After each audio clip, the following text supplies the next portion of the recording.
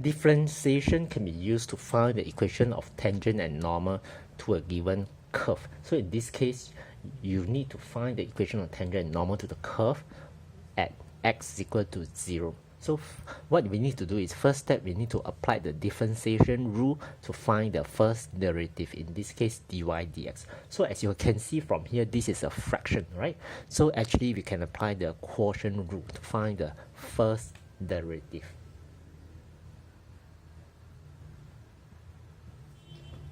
So applying quotient rule, we will square the denominator. For the numerator, we will keep the denominator. Differentiate numerator in this case is 2x minus 1. So you will have 2. Then we minus, keep the numerator, differentiate denominator. So we have 3 over here. So if you do the simplification, right? So 3x times 2, 6x minus 6x, right? So you get 0x. 1 times 2 is 2, minus 1, 3, so you get 3, so 2 plus 3 is 5.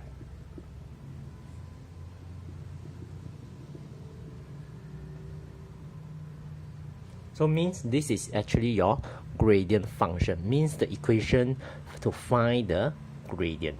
So at this particular point, we need to know what is this gradient. So we can sub x equal to 0 into the dy dx. So we can write like this. Right, this means dy dx at x equal to 0. So by subtracting inside, you will have phi equal to 0 plus 1 complete square, which is 5. So this means that the gradient of the tangent is 5. And the gradient for the normal will be negative 1 over 5, which is negative 1 over 5. Yeah. Right, because tangent and normal are perpendicular to each other, and for line that are perpendicular to each other, the product of the gradient is equal to negative 1. This is why you will have the gradient of normal is negative 1 over 5. So with the gradient, how do we find the equation? We still need the 1 point. So we are applying the gradient point form to find the equation of the tangent and normal. So we need to find what is this point. So as we already know the x coordinate, what we need to do is just find the y coordinate by substituting the x equal to 0 into the equation. So when x equal to 0, right?